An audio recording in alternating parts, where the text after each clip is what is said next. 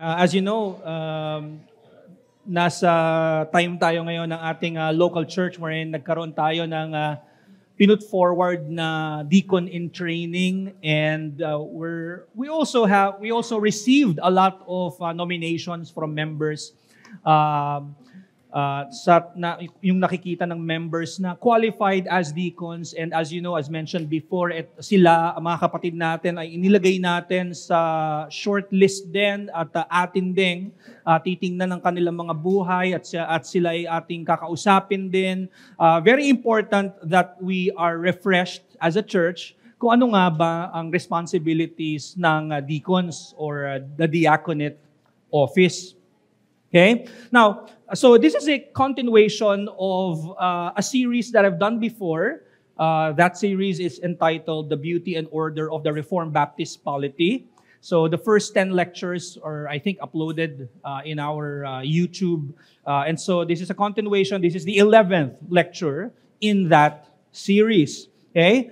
And ang title ng ating lecture is in a form of a question: what are the responsibilities of deacons? Now, before we answer that, before we look at our Bibles and see what the Word of God tells us about deacons, ano nga ba muna ang maling conception or misconceptions about deacons? Okay? What deacons are not. First, the diaconate office is not a ruling office. Okay? The diaconate office is a ruling office. Why? Is not a ruling office because the primary role to rule or to govern or to quote-unquote manage the household of God is ultimately Christ, but primarily Jesus Christ conferred such role or authority to the eldership. It's very clear in 1 Timothy chapter 5, verse 17, when Paul charges the church of Ephesus to honor the widows and give double honor to the elders. And he said, to those who rule well. Okay? Emphasizing that the role of ruling or governing in the local church was given to the eldership or to the pastorate. Okay? And so the task of, when we say governing or ruling, we're talking about oversight, overseeing everything. Okay? So that is a task given by the Lord Jesus Christ to the pastors of the church.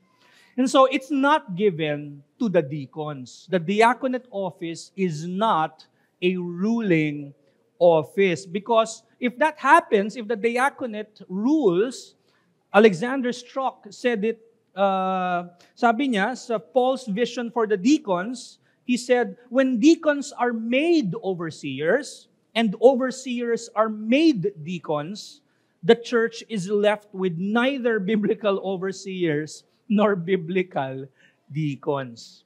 Okay? The two offices, and by the way, there are only two offices in a local church. Only two, elders and deacons. Okay? Hindi pwedeng the elders are doing the deacons' tasks and the deacons are primarily doing the elders' tasks. Okay? Secondly, the diaconate office is not instituted as check and balance to the pastorate. Okay?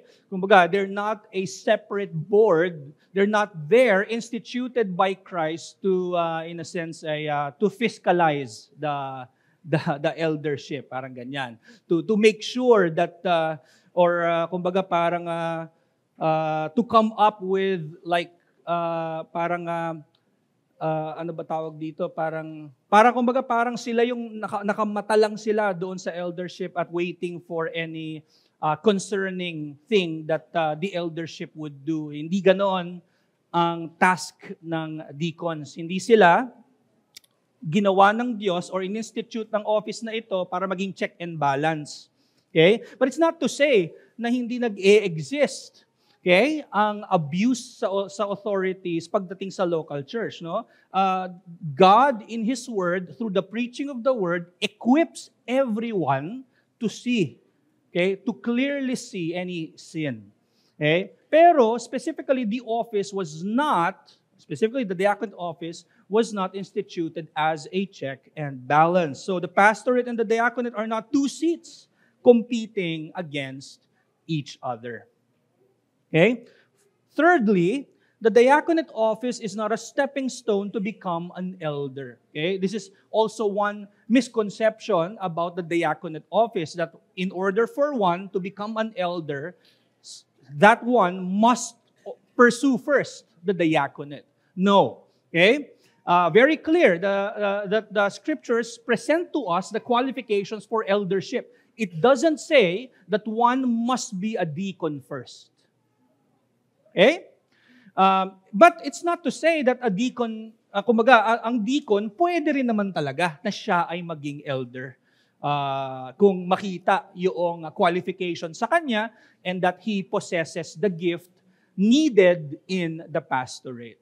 Okay? But again, it's not a stepping stone. Okay? Any male member who is qualified in 1 Timothy chapter 3 and Titus 1, pwedeng maging elder. Okay, number 4, the diaconate office is not a position the same as a secular managerial role. Kumbaga parang hindi siya boss. Okay? I think there's a problem if an office of a local church is, kumbaga tinatawag nating bossing or boss ang pastor. Actually, pastor pa lang eh. Problematic na yung pagka-boss mo din yung iyong pastor. Well, not in a sense na sa secular talagang may position siya. Pero, kumbaga may understanding ang isang local church na parang boss ang elder and even deacons. Hindi po pwede yon. Okay? It's not the role of the office of the deacons, and I will add, even of the eldership, is not like a secular managerial role. Hindi ganon. In fact, service pa nga, mas kilala ang office na ito, specifically sa diakono, sa service. Okay? Hindi sa leadership. I'm not saying na hindi leadership role ito. Ito ay leadership role. Pero hindi dapat siya parang siguro bossy. Okay? Number 5, the diaconate office is distinct from the eldership. There is a distinction between the two offices kasi kung walang distinction, then hindi kailangan ng dalawang office. Right? There's a distinction. Ito yung specifically para sa eldership. Ito yung specifically para sa diaconate. However, there is no absolute division in a sense that an elder cannot do the diaconate tasks. Okay? The elder can definitely fix the chairs, can definitely do some tasks that the deacons can do. However, as much as possible, and dapat, and part ito ng role ng deacons, they have to make sure that the elders do not do those things. Okay? Part ito ng kanilang role. It is to, in a sense, clear their desk. Not in a sense that they should be idle, but clear in a sense that they ought not to do other things so that they can focus on the main things. Okay? So it is wrong to think that the diaconate work does not impact, there's no absolute division in a sense that we sometimes think that the work of the elders are geared towards the spiritual life or spiritual aspect ng mga members ng church. May katotohanan doon. At pagdating sa diakono, puro physical, meron din namang katotohanan yon. However, it's wrong to think that na yung role ng deacons ay walang epekto sa spiritual. Meron. Okay? Merong epekto ang role ng deacon sa spiritual journey or walk ng isang corporate local church. Okay? So yun po ang hindi deacons, itong mga binanggit natin. Okay? Now let's look at the origin of the office of the deacons. That is clear in Acts chapter 6. Okay? The reason why Paul was able to give the qualifications of deacons in 1 Timothy chapter 3, which we will talk about next week.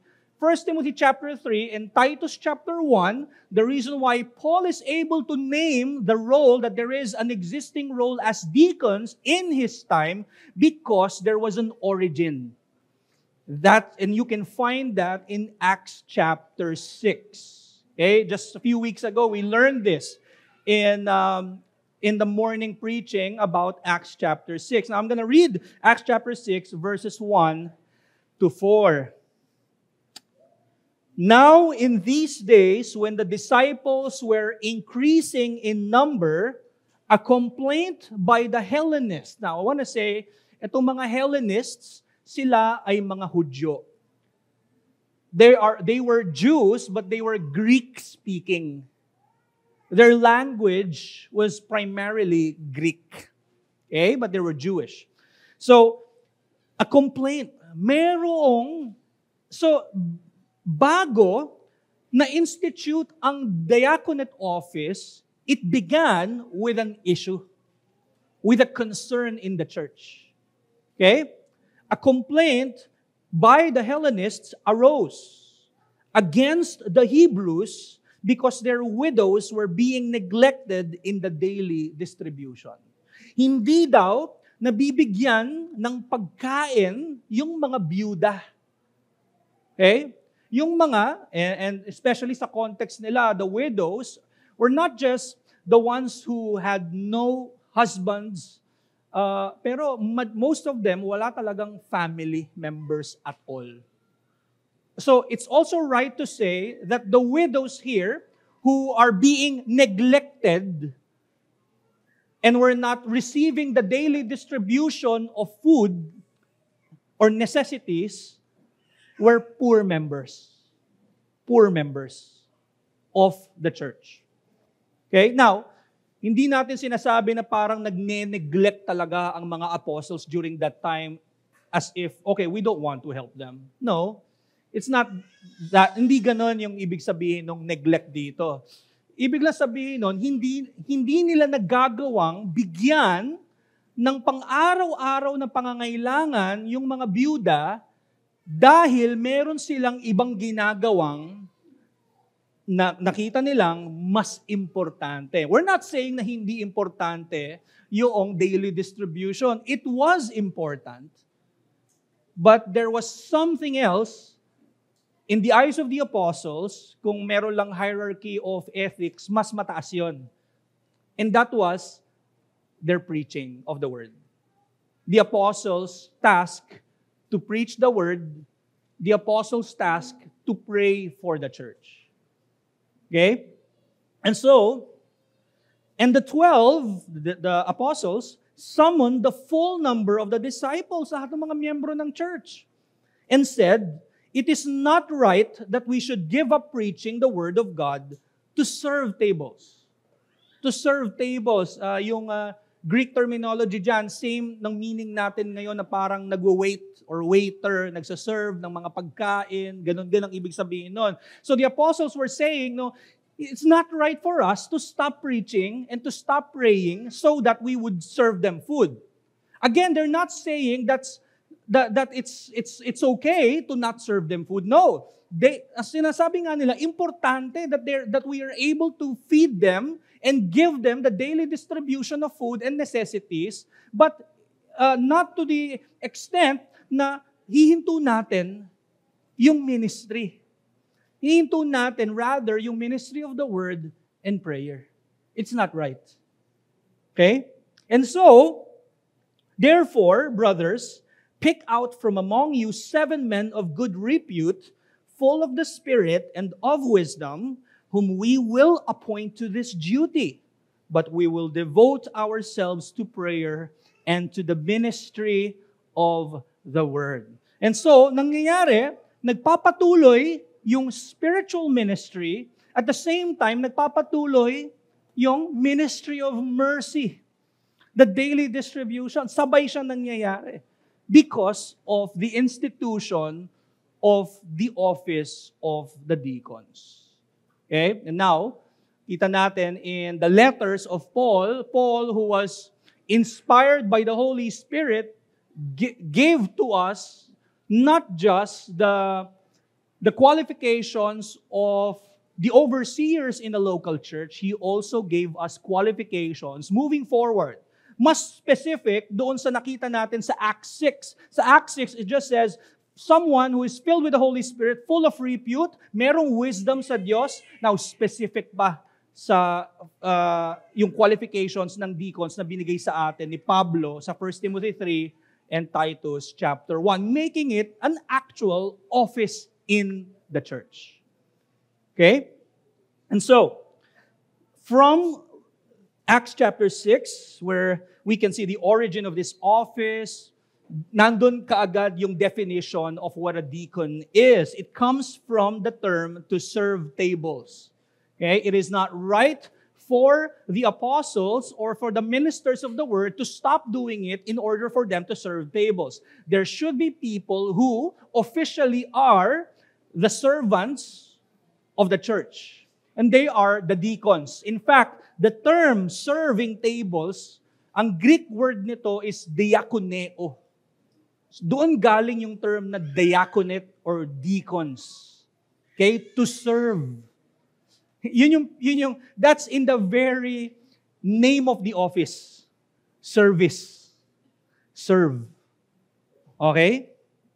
So a deacon is an office bearer in the church whose primary responsibility is the ministry of mercy, or the ministry of making sure that no one is hungry in the body of Christ, or no one or everyone is preserved. Everyone is kumbaga sila ay hindi lang spiritually fed by the elders. Even that's their task, to make sure that it's happening.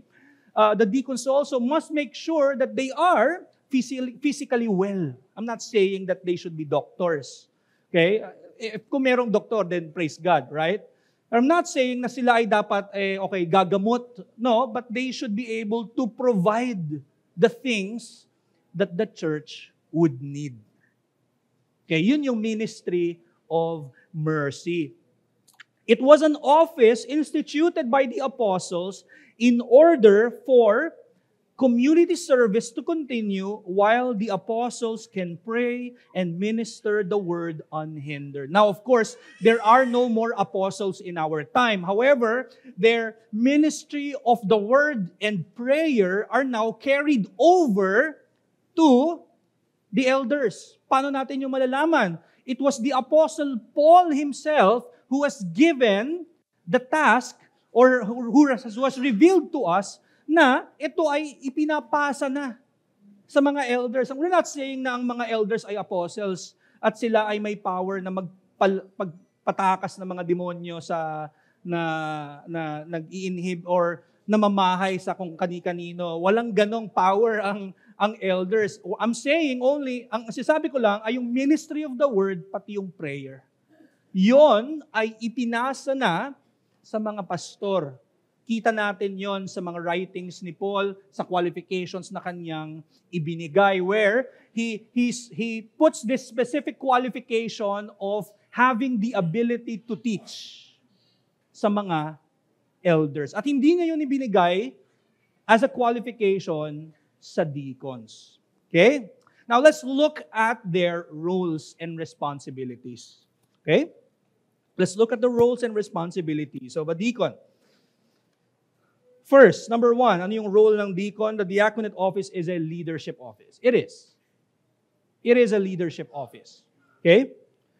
How do we know that? It's, in fact, the second office. We can see that in the greetings of Paul. Whenever he greets, inuuna niya, sinasabi niya, to the saints, when he greeted the Philippians, to the saints of Philippi, to all the saints in Christ Jesus who are at Philippi, with the first office and the second office, the overseers and deacons.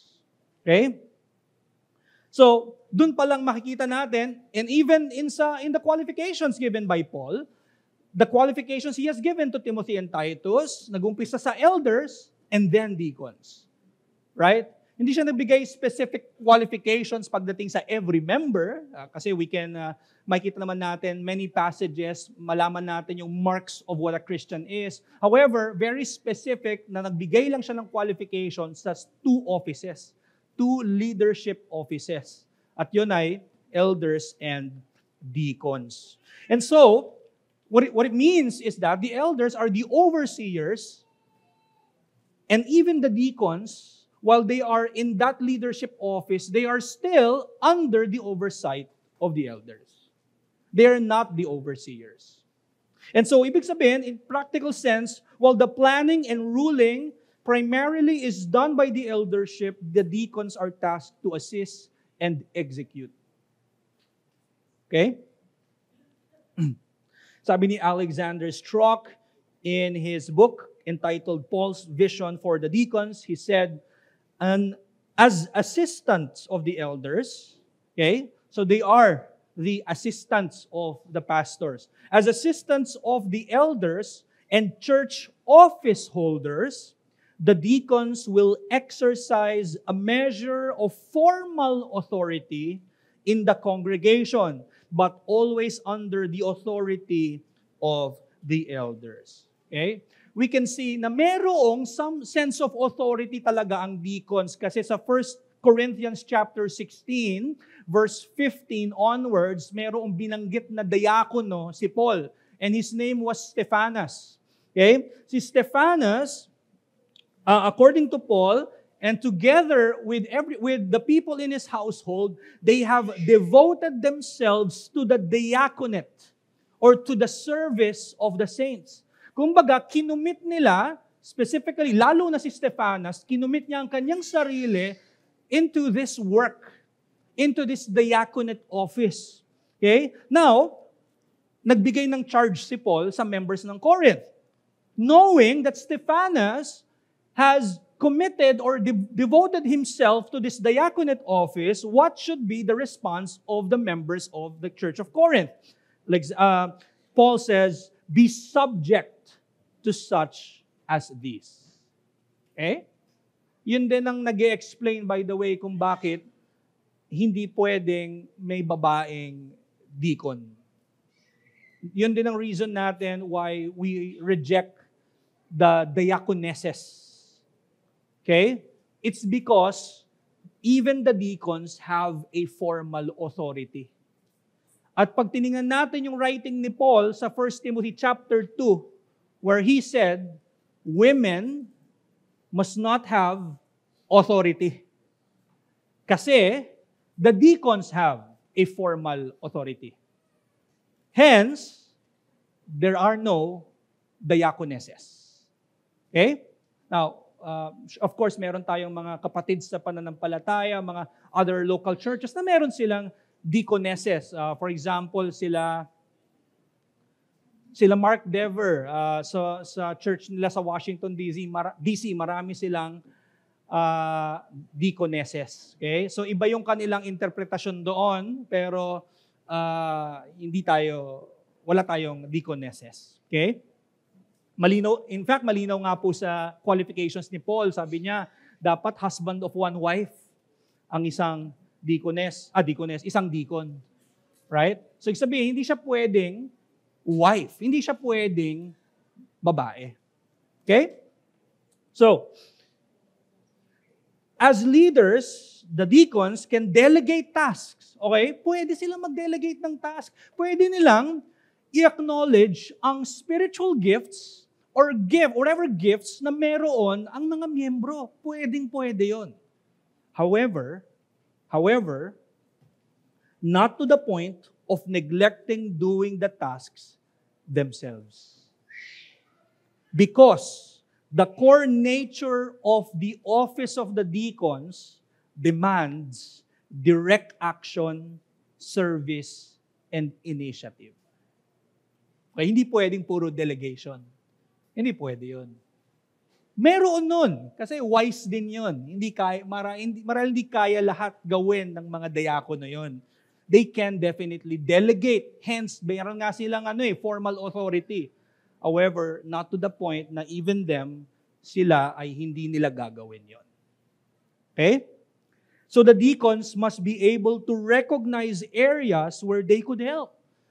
Ang deacons, dapat nakikita rin nila kaagad kung merong problema at merong kailangang aksyonan. Hindi yung kailangan silang sabihan bago sila gumalaw. Okay? So the deacons must be able to recognize areas where they could help, and without being asked, they must be proactive when there's a need. Dito papasok kung yung pagiging leadership office ng isang deacon, hindi nahihiwalay ang kanyang relationship with the members of the church. Hindi yun nahihiwalay. Okay? In order for the one who serves to genuinely serve, he must know his brethren. He wouldn't know the need of the brethren if he doesn't know them, or if he does not have a relationship with them. Okay? So, the diaconate office is indeed a leadership office. Second, the diaconate office is given the ministry of mercy and care for temporal needs or temporal affairs or physical, material affairs or needs. Makikita natin yan sa Acts chapter 6. Diba? The widows were being neglected in the daily distribution. And so the apostles were the ones who recognized that caring for the widows was a church responsibility. Diba? Nakita kagad yun ng mga apostles. No, they must be given the daily distribution. However, we couldn't do it. Because if we do it, then we would neglect naman yung ministry of the word and prayer. And so, the church called men whom they will, what? Appoint to the duty of making sure that there is daily distribution. Making sure that the mercy and the temporal needs are met. Okay? To serve tables, provision of food, yun yung ginawa ng mga deacons noong Acts chapter 6. And so Acts chapter 6 gives us the origin of the deacons' role of caring for the poor and those who are in need in the church. Okay? So, the deacons are to foster and organize benevolence ministries. Like, kapag mayroong miyembro na nangangailangan at this point, it should be the deacons na manguna doon. Task nila yon. Kasi, kapag elders ang laging nangunguna doon, maneneglect nila ang ministry of the word and prayer. Doon kailangan ang diaconate office na manguna sila sa mga ministry na kung saan kailangan ng mga miyembro ng whatever. Kunwari,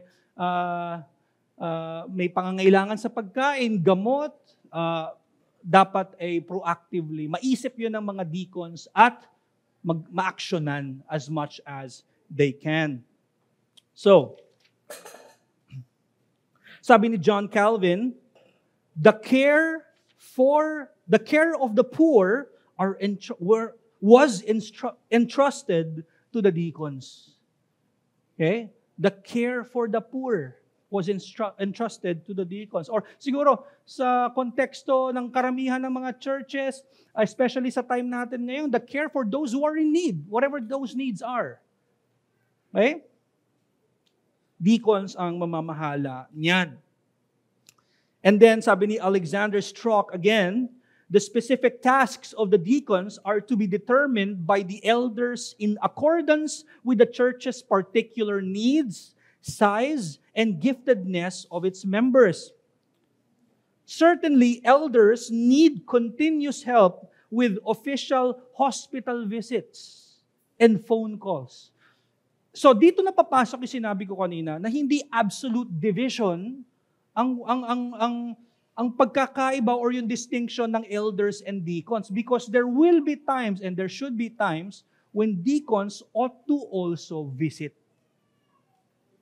those who are in the hospitals. Kasi yun yung may mga need. May needs sila, probably gamot, pagkain, dito papasok ang deacons caring for those who are in need. Okay? And then, Alexander Strzok said, certainly elders need continuous help with official hospital visits and phone calls. What else? Checking on absentees. Okay? Para hindi naman magalit lahat sa elders. So, pwede rin sa deacons. So, checking on, oy, kumusta? Mga ganyan. Pwede po yun gawin ng diakono. Pwede. Hindi laging, okay, pastor, wala si ganyan, si ganito, siguro mga 5 buwan na, baka pwede nyo. Hindi. Go ahead. Deacons, walang problema doon. Okay? Checking on absentees. I would even say, hindi nga lang deacons yun eh. Every member should be able to check another member. Right? Pero makikita yon sa office, primarily. Okay? So, checking on absentees, managing charitable gifts. No? Kapag mayroong giving ang church, mayroong stewards. Mamaya ba pupunta tayo doon. Okay? Distributing aid to the needy. Okay? Assisting families in distress, visiting and protecting the elderly in shut-ins, helping with finances, overseeing church property, and carrying out certain administrative tasks. Okay? Iyon ang role ng deacons. Okay? They can definitely do diaconal visits. Okay na okay yon. Part yon ng kanilang role. Hindi lang yon absolutely unique to the eldership. The elders should be able to do visits as well, but the deacons must also do it. Okay? So dito natin makikita na merong effect pa din spiritually ang office of the deacons. Kasi pag sila'y bumibisita, ang gusto nila, yung ma-care, magbigay ng care at love doon sa member. Ano yung mga pangangailangan nila na maaaring makatulong ang ating iglesia. Okay?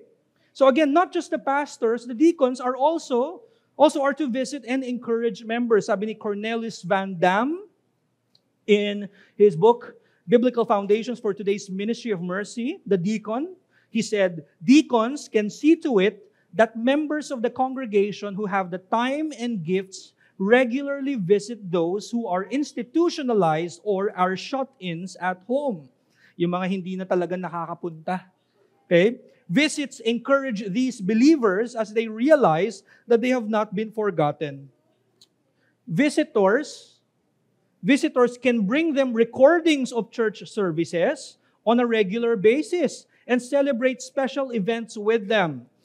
Wala pa atang YouTube nung sinulat to ni Cornelius Van Dam. So he said, no one should live uncomforted and in bondage to sickness and special needs in the fellowship of the children of God. Ang ganda nun kasi makikita natin na desire ni Christ, hindi lang spiritual. Right? Pati physical. Kasi guys, ultimately, hindi naman niligtas ni Kristo lang yung kaluluwa natin eh. Pati yung ating mga katawan. Kasi pagdating ni Kristo, mag-unite yung body and soul natin. So ultimately, sinave niya yung talagang yung person natin, tayo mismo, body and soul. Right? At kita natin yung pagmamahal niya sa kanyang pag-institute ng 2 offices sa bawat miyembro, sa bawat local church. Right? Gusto ni Kristo na yung pangangailangan nating spiritual ay maibigay, and at the same time, pati yung ating temporal needs. Makikita natin yun doon sa 2 opisina na in-institute ni Jesus Christ. And so the point here is that while the deacons are in a leadership office, in fact, it is a servant leadership kind of office. They are the official servants of the church. And I say official because all of us must be servants of one another. We must all serve one another. Pero officially, nagbigay lamang ang Diyos ng specific offices, specifically sa deacons, para maging model nating lahat of what service would be like. Just as the deacons also look to Jesus Christ, who is the greater deacon, the one who washed feet, The one who has given Himself to us. Yon ang primary model ng bawat deacons. And as deacons imitate the example of Christ, we ought to imitate the example of our deacons. Right? So, number 3, the diaconate office are the official stewards of the material things, of the good things. Okay? This involves the keeping, managing finance, and distributing of church funds. Okay? As stewards, alam niyo po ibig sabihin ng stewards? Stewards, they are not the owners. Okay? For example, si Joseph, di ba? He was a steward. Excuse me. Joseph, remember, Joseph was a steward. He was a steward of his father's sheep. Binigyan siya ng role ni Jacob as a steward of the flock of Jacob. And then we know what happened to him. Hanggang siya ay pinersecute. Napunta siya sa Egypt. And then he was put into the household of Potiphar. And then even there, naging steward uli siya. Right? Inassign siya ni Potiphar maging steward ng household ni Potiphar. Nung steward siya ng mga tupa ni Jacob, meron siyang, he can decide kung anong kailangan gawin for the sheep. Nung siya'y naging steward sa household ni Potiphar, he can also decide kung ano yung pwedeng gawin sa household. However, alam natin yung nangyari sa kanya. He was falsely accused of sexual immorality and then napunta siya sa prison. Even there, naging steward si Joseph ng prison guard. May decision siya sa prison. And then after noon, alam natin na naginip siya, na naginip ang Pharaoh, ininterpret niya ang panaginip ni Pharaoh, and because of that, he was called by Pharaoh, and then because of his interpretation, ginawa siyang, what? Second in command in Egypt. Dun din naging steward si Joseph. Pero lahat ng kanyang pagiging steward, from being the steward of the flock, Potiphar's house, prison, now a greater environment, Egypt, he was not the owner. He was not the owner of all the Egyptians. Hindi siya yung owner ng lahat ng mga prisoners. Hindi siya yung owner ng household ni Potiphar. Hindi siya yung owner ng mga flock ni Jacob. But he was the steward. And he can decide. Binigyan siya ng task to manage it. Ganun din pagdating, comparing to the deacons as they are the stewards of the material things. Hindi nila owned yon, pero handed over to them so that they can manage it and distribute it accordingly doon sa mga kapatid na nangangailangan. Okay? Ibig sabihin, hindi nila kayang magawa ang kanilang diaconate task of distributing to the needy kung hindi sila ginawang stewards, if funds were not handed to them. Ibig sabihin, doon papasok ang Christian giving ng church. Right? So the deacons are responsible for the basic management of the church property, clean up, sound system, etc. As leaders of the church, they can assign and delegate. Iba pala yung aking nabasa. Sorry. Andun ako sa number 3. As stewards, the funds are handed to them for managing, and they are the ones who will distribute as needed. And so the church gives as part of their obligation to God. Okay? Their giving is an act of ministerial co-labor. Okay?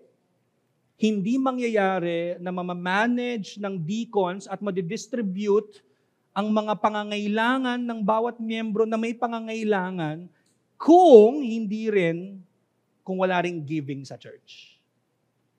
Okay? Kung wala ring giving sa church. Now, the members' secular labor supports the spiritual ministry of the church. Here's what we need to know about giving. Diba, we can say, the elders labor for the word. The deacons also labor para magampanan yung mga temporal needs. I want you to know that every member of the church ay nagle-labor din. Nagle-labor sila. One, of course, spiritually, we can edify one another. But also, nagle-labor ang bawat church sa kanilang pagbibigay. Kapag tayo ay nagtatrabaho, tayo nagkakaroon ng income, and then we give to the church, labor yon ng mga miyembro. Ibig sabihin, tumutulong sila sa ministry. Kasi kapag hindi sila tumutulong, hindi sila nag-give, magkakaproblema sa pag-preserve ng ministry of the word. And so very important na magkaroon ng giving in order for the deacons to be able to manage the funds, finances well. Tinatawag natin itong ministerial co-labor. Na when we give, hindi siya yung parang, okay, magbibigay ako dun sa tao bilang kabayaran doon sa ginawa ninyong labor sa amin. Hindi. Ang tamang understanding ng giving is that we are giving because it is our obligation not to the person laboring, but ultimately to God. And yes, when the one laboring is receiving his wages, hindi yun directly, it should not be understood as something na, okay, ito ay binayaran ako, sinweldohan ako ng church. Hindi. Dahil nga, ang bawat miyembro ay nagbibigay at hindi yun directly sa tao, direkto yun sa Diyos, ang natatanggap na wages ng laborer galing din sa Diyos. Hence, hindi dapat makita ng church na, teka, bayaran ka namin.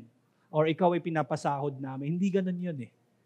Diyos, ang obligasyon natin, magbigay sa Diyos at ang Diyos ang nagbibigay sa kanyang inassign na laborers. Pero yung pagbigay na yon, of course, nandun sa gitna yung mga nagmamanage ng funds na yon.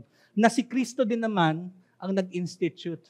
Doon papasok ang diaconate office. Okay? The reason why we're calling it co-labor kasi kayo rin ay may ginagawa para ma-preserve ang ministry.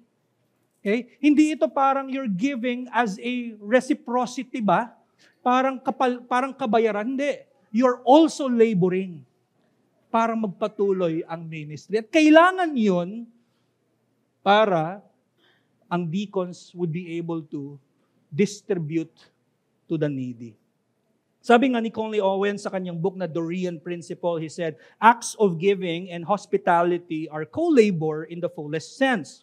For a minister's needs to be met, either he or other believers must engage in some profit-generating enterprise to fund his ministry or secular work. Regardless of who performs the work, that secular labor supports the same spiritual ministry.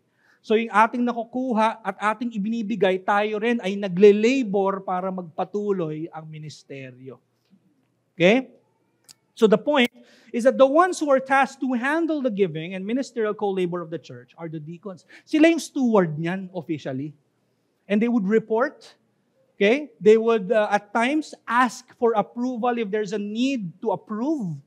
Okay? Kapag may kailangang approbation ng church, ipipresent nila yan, sila yan, at hindi dapat as much as possible ang elders. Okay? Number 4, the diaconate office makes sure that the Lord's Day worship and word ministry is prioritized. Dapat ito'y nagpapatuloy. So see, the fact na nagpapatuloy ang word ministry ng isang local church, malaking role ang deacons dyan. Malaki ang role ng deacons dyan, kaya nagpapatuloy. Of course, ultimately si Christ, pero gamit ni Christ ang kanyang extended arms, who are the deacons. Okay? So, makikita natin yan in 2 subpoints, yung kanilang service and logistics in the day of worship, sa mismong araw. Okay? Or even in preparation for the day, deacons ang mamamahala niyan. The deacons are responsible for the basic management of the church property, cleaning up, sound system and all. And as the leaders of the church, they can assign and delegate specific tasks to members who also have diaconal gifts. Now, I want to clarify, there are people who may have diaconal gifts. Meaning, meron silang heart to serve. Iba yung having a diaconal gift doon sa having a diaconate office. The diaconate office must have a diaconal gift. A woman can have a diaconal gift, right? Pero not the office. Ibig sabihin, she can serve. I mean, if you see a woman, kunwari nagpupunas ng mesa, Most likely, baka gusto niya talagang mag-serve. Pero hindi siya pwedeng mapunta sa office. But obviously, meron siyang diaconal gift. Okay? So, but they must oversee. They can delegate, of course, but they must oversee the entire management. So they are to make sure that the elements for communion are prepared and distributed. Isa to sa mga primary tasks ng deacons, to make sure na mayroong bread and wine. Okay?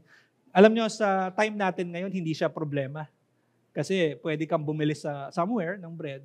Pero alam nyo, ng mga time nila Calvin, even time ng mga post-Reformation, problema yan. Mahirap sila bumili ng tinapay at wine. Okay? Kaya nga, dun mo kitang-kita talaga yung role ng deacons to look for such. So, yung logistics para sa communion, hirap ang church many centuries ago. Ngayon, blessed tayo, napakaraming convenience store, right? You can easily buy and then, mabilis, right? Pero dati, malaking problem yan. Okay? So they are to serve as ushers as well. Okay? They can assign, of course. What else? When it comes to making sure that the Lord's Day worship and word ministry is prioritized, meron silang service and assistance to the elders. Sabi nga, di ba ng apostles, it is not right that we should give up preaching the word of God to serve tables. Basically, the apostles were saying, we still need to do this. We need the deacons to do the other things. Okay? They are to assist us, apostles, sabi ng apostles sa Acts chapter 6, in a way that we will be able to do what we need to do. The deacons are to make sure that the preaching of the word continues, that the elders are able to preach unhindered by things outside of the ministry. Okay? Sabi ni John Owen sa Duties of Christian Fellowship, how shall an elder go into warfare if he is troubled about the necessities of this life? They are to give themselves wholly to the work of the ministry.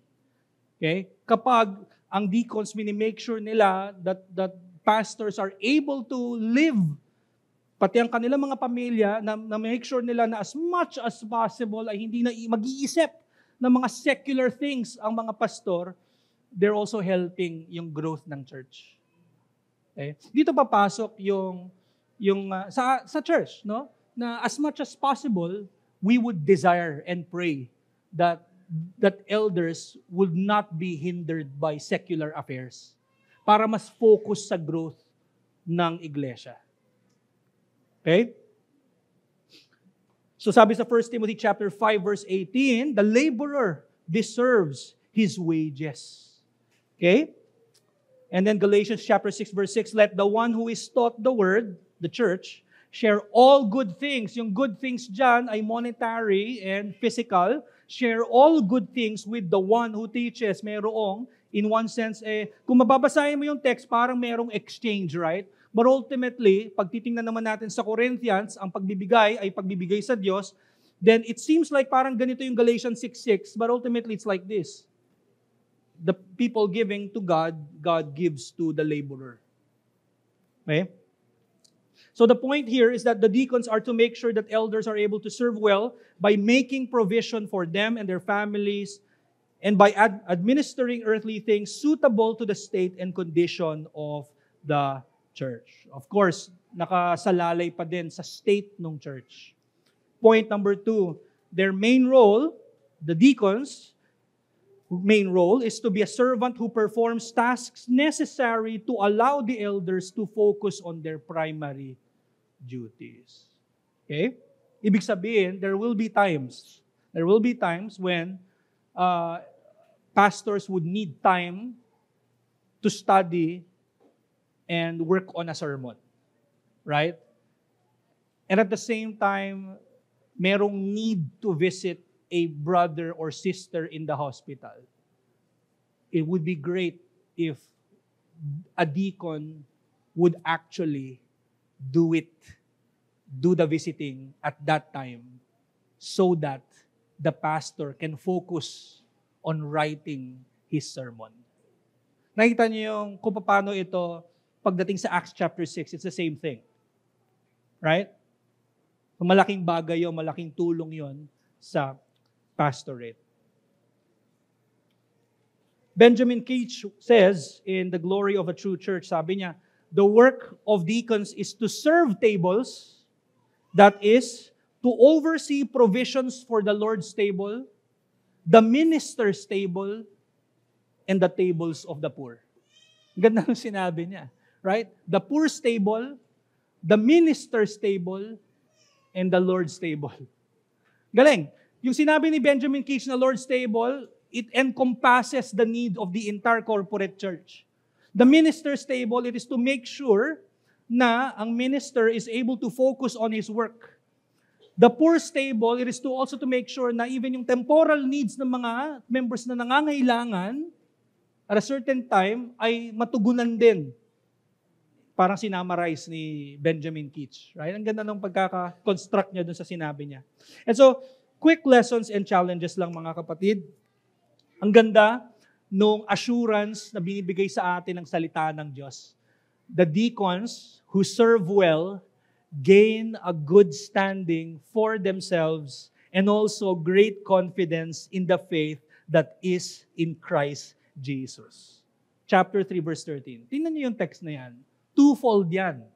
If a deacon serves well, siya ay nagkakaroon ng magandang testimonies sa mga mata ng kanyang kapatid. And that is a good thing. Bakit? Kasi pag nakikita yun ng mga tao, mas nakikita ng mga tao na model, example ang deacon. Right? At mas gagayahin nila yung service na nakikita nila sa isang diakono. At merong implied doon. The more they see the deacons serve well, they too would be encouraged. Nakikita nila yung gandang testimony ng deacon, sila din ay mae-engganyo at mae-encourage to serve others as well. Pero hindi lang yun sabi ko twofold. Yung pangalawa, and also great confidence in the faith that is in Christ Jesus. Ang sinasabi dito ni Paul, the more they serve well, the more na lalong lumalalim ang kanilang pananampalataya kay Kristo. Ang ganda nun. Bakit? Kasi, if a deacon serves well, the more siya nagkakaroon ng desire for worship to be in the church, and the more he is in the church, anong nakukuha niya? Salita din ng Diyos. And the more he serves other people, the more na nakikita niya yung buhay ng bawat isa, kung paano nag-work din si Kristo sa kanila, may epekto yun sa kanya. Sa kanyang sariling paglakad sa pananampalataya. Ganon ang kagandahan. Ganon yung assurance ni Pablo dito. Seemingly, ang hirap ng work. Pero sabi niya, no, those who serve well gain a good testimony and then deepens their faith in Jesus Christ. Bakit? Hindi mo kasi malalayo. Ang service mo sa mga kapwa-kapatid mo, sa iyong debosyon din kay Kristo. Kasi nga, ang mga yan ay katawan ni Kristo. Sabi nga ni Kristo, di ba? Kapag ikaw ay pinakain mo siya, pinakain mo ang iyong kapatid, ganun din ang ginawa mo sa kanya. Right? Kung minamahal mo ang iyong kapatid, minamahal mo din ang Panginoon, ang ulo ng katawan. Ganon kaganda yung assurance na binibigay sa atin dito ni Paul. Second, the deacon's office is part of Christ's continuing work on earth. If we think na natapos na doon sa krus ang kanyang patuloy na pagpapalakas sa atin, nagkakamali tayo. Yeah, sinabi ni Christ on the cross, it is finished. It is finished in a sense that there's no one else who can do what He did. Walang ibang ligtas sa atin, makakapagpatawad sa atin, only through the work of Christ. It is finished in that sense. However, He continues to work. Patuloy ang ministry ni Christ sa bawat isa. Ang makikita natin yon sa role ng diakono. Sa role ng diakono. Ultimately, the deacons were patterned from Jesus' diaconate role of taking care of the poor. Ibig sabihin, the more you see deacons working or serving well, the more you ought to see Christ loving His church. taking care of His church. Right? Si Kristo, ang ultimate model, pinakita niya yan sa paghugas ng paa ng mga apostol, and ultimately, sa kanyang kamatayan sa krus, ibinigay niya ang kanyang sarili because ultimately, the diaconate role is a self-sacrificial role. Number 3, the role of the deacons, protect the unity and preserve the love of the church. Now, meron pong corporate effect ang work ng deacons. Kung maalala nyo sa Acts chapter 6, what was the problem? The problem was there was a complaint. There was a complaint rising from the Hellenists. So ibig sabihin, may possibility of dissent, may possibility of division. Merong conflict. And so, yung deacons, sa pag-institute ng deacons, nakatulong yon na maipakita yung pagmamahal nila sa kabuuan ng church. Nakatulong yun sa unity ng church. Hence, ang role ng deacons ay nakakatulong. Hindi lang sa bawat individual na miyembro, but ultimately sa corporate church. May ganun kaimportante. At ganun natin dapat ma-appreciate ang diaconate office. Number 4, and here, I want to address the deacons and the aspiring deacons. Okay? By the way, if you aspire to be a deacon, that's a noble desire. That is a good desire. Okay? That is a good desire. Pray for it. Pray to God that such desire would be sanctified by God. Pray that such desire ay hindi mahaluan ng kahit anong ounce ng kasalanan. Pag-pray mo, kapatid, brother, di ko sasabing sister, brother, thank you, I appreciate that. Thank you. Thank you.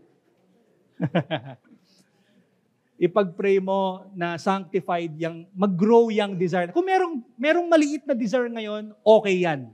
Hindi ko sasabing masama. No, it's a good thing. Okay? Pag-pray mo yan. And kung may question ka, lapitan mo ako o si Pastor John.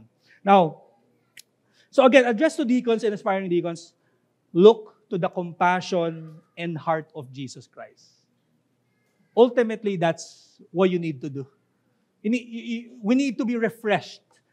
I think yung act of service, what should be done, hindi yun in-specify, hindi naka-explicitly, even yung mga handling ng kung ano-ano, hindi yun specified explicitly sa Bible right? What's explicitly given to us is the motivation to do those things. We ought to be looking to the kind of compassion that Jesus has. Okay? And address to the church. We are to appreciate and encourage our brother deacons. Encourage natin sila. Walang masama. Lalapit ka sa isang kapatid. Uy, praise God sa salamat sa iyong work. Wala pong masama doon. Actually, biblical pa nga to do it as long as hindi ka nagsisinungaling. Kasi kung nagsisinungaling ka, flattery yun. Sinful yun. Pero kung totoo yun, at totoong na-appreciate mo, sabi sa Hebrews, we are to stir up one another with love and good works. Right? Na mas lalong maengganyo at maintindihan ng tao, tama pala yung ginagawa ko. Walang masama doon. Appreciate mo sila and then praise the Lord. Praise God. Praise God.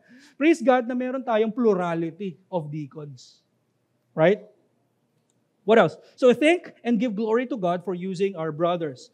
And then, of course, follow the example of loving and caring deacons as they ultimately follow Christ.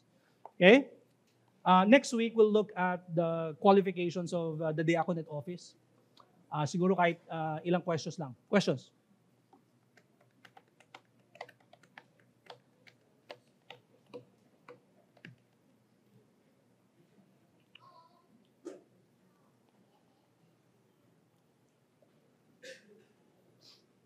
Yes, Ralph. Thank you. Hello. Pas, question. Would it be better for preachers na hindi sila deacon kasi di ba yung preachers also, nagfo-focus din sa ministry of the word.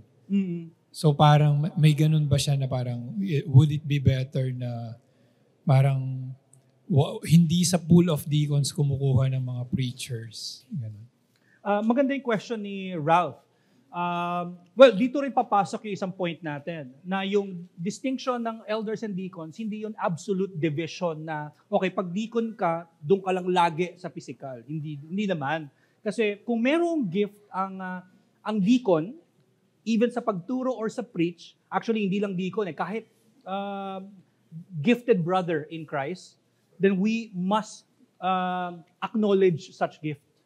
And so, walang masama doon na okay lang yon. Na kunwari, isang nasa deacon office at siya ay may desire at may gift din siya sa preaching and teaching, then we must acknowledge that. That's a good thing. Okay, Pas. Thank you. Second question, Pas. Meron din bang provision na parang may full-time pastors tapos kung able naman ng church, meron ding full-time deacons? Meron bang ganun? That's a good question. Merong mga churches na ginagawa yan. However, ang makikita natin sa 1 Timothy chapter 5, ang sinasabi ng New Testament na ang laborer na kailangan ng wages ay yung nakafocus sa ministry of the word. And so, not necessarily mas dapat masuportahan yung ministry of the word. Yeah, gets us. Thank you. Yeah, more? Yes.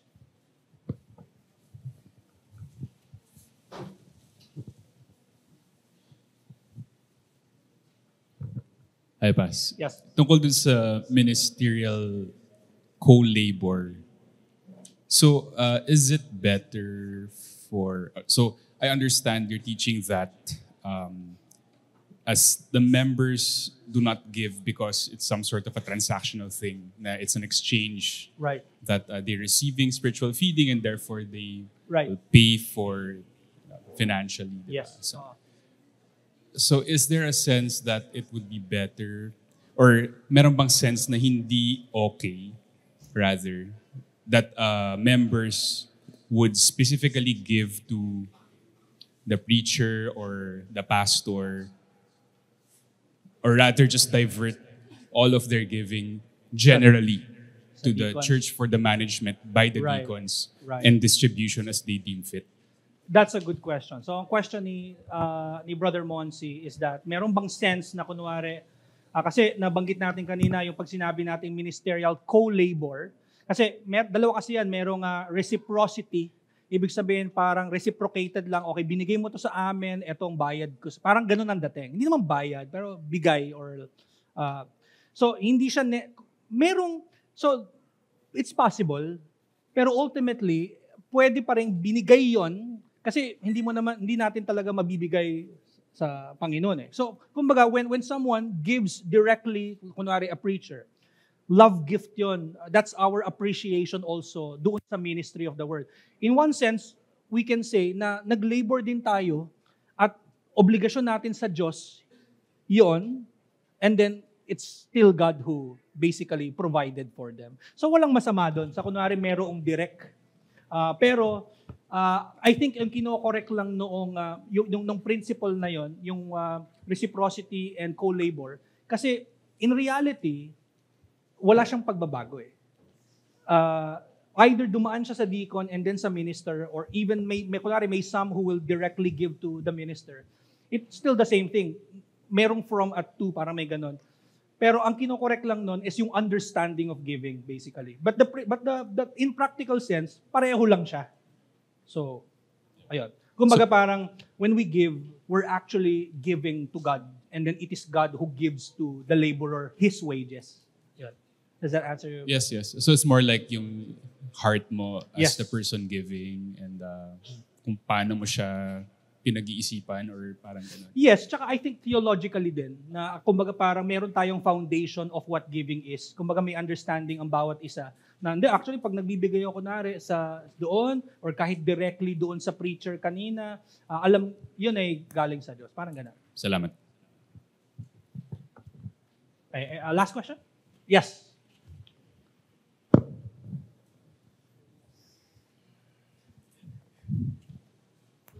Yung, pas dun lang sa may part na deacons are leadership pero they're not ruling office. Parang medyo lang kasi parang usually pag leadership lagi nasa parang ruling authority sila.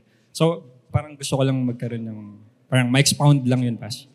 Ano yung parang picture ng a deacon with a leadership na nawala sa ruling authority? Parang ano yung boundary kumbaga? Okay, medyo mahirap kasi magbigay ng enumerate ng okay, ito yung mga dapat gawin. Kasi nakadepende pa din Kunwari, nakadepende sa overseers kung ano yung pwede nilang ipagawa pa sa assistant sa elders who are the deacons. May authority sila in a sense na, for example, they're able to recognize kung sino yung mga pwedeng mabigyan, pwedeng sila yung mag-lead nun sa pag-manage nun at pag mag-report sa members, to make sure na okay, ito yung siguro desisyon ng diaconate, pwede natin ipa-approve ito. Kasama yung elders when they decided or when they have decided for a certain budget, right? So kasama sila doon as leaders. Ultimately, overseers ang making sure na okay, ministry of the word dapat, and then kung ano yung mga nasa tally or whatever. And then tutulong yung mga deacons doon. And then the deacons as leaders, sila yung magli-lead as to how they present it to, that's just one, marami pang cases. Kunwari, leaders sila in a sense na if they see a member na nangangailangan nasa ospital, they can go ahead and go there and then report to the church, okay, kailangan po nito ng mga, so that's also a leader. Right. So servant leader siya. Hindi siya yung leader na parang nabanggit ko kanina katulad ng secular na parang bossy or boss, parang ganon. Pwede follow-up, Pas.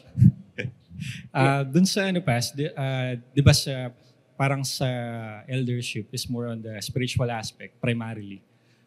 Sa deacons naman is more on the physical needs. Ano yan? Wait lang. Wala sa... Balikan ko na lang. Nawala. Pwede mo naman ako i-chat. If Chat maalala mo. If maalala mo. Nawala bigla. Okay, sige brother. Okay, thank you. Okay, sige. Let's pray. Our Most High God and Heavenly Father, kami po ay nagpapasalamat sa iyong work sa aming church, Panginoon. Alam namin ultimately that you are sovereign and it is you who preserve us.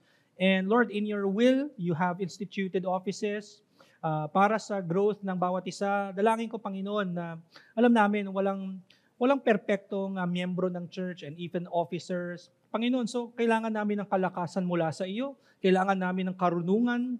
Apart from you, Lord, hindi namin kaya magpatuloy sa mga office and even, Lord, sa sarili naming walk. And so, Lord, nawa ay sa aming pag-aaral, mas na-appreciate namin na ultimately ikaw ang nagpo-provide. Ikaw ang nagpo-provide ng mga spiritual at temporal needs namin. At ito, nawa makatulong ito sa aming understanding of the gospel at sa aming pagsamba sa iyo. And so salamat po muli. We lift up to you ang aming 3 p.m. worship. Pray, Lord, that this would also benefit us, our souls. We thank you in Jesus' name. Amen.